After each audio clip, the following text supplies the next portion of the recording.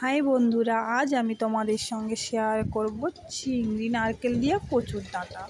তো আমি প্রথমে এখানে নারকেলটাকে ভালোভাবে কুড়িয়ে নিচ্ছি। দেখুন বন্ধুরা, পুরো নারকেলটাই নিয়ে নেব।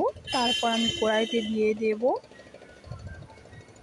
পেঁয়াজ, চিংড়ি, তার উপর দিয়ে দিয়েছি নারকেল, দিয়ে আমি তেল দিয়ে ভালোভাবে নেড়ে নেব।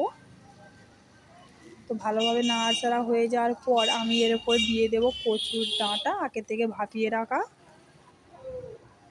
তো কচুর ডাঁটা দেওয়ার পর আমি ভালোভাবে নাড়িয়ে নিচ্ছি। বন্ধুরা, রান্না ও প্রাকৃতিক সৌন্দর্য চ্যানেলটাকে সাবস্ক্রাইব করতে ভুলবেন না।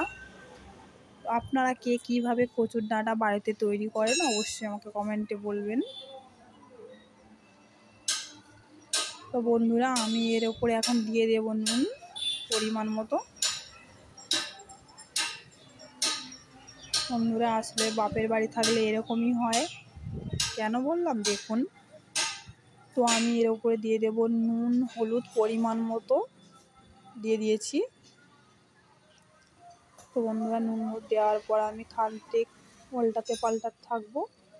দেখুন বন্ধুরা, আস্তে আস্তে কতটা হেজে গিয়েছে। তো কেন বলেছিলাম দেখুন বন্ধুরা, মা আমাদের বাটিতে করে তুলে দিয়েছিল খাওয়ার জন্য। দেখুন বন্ধুরা, দেখতে কতটা লোভনীয় হয়েছে।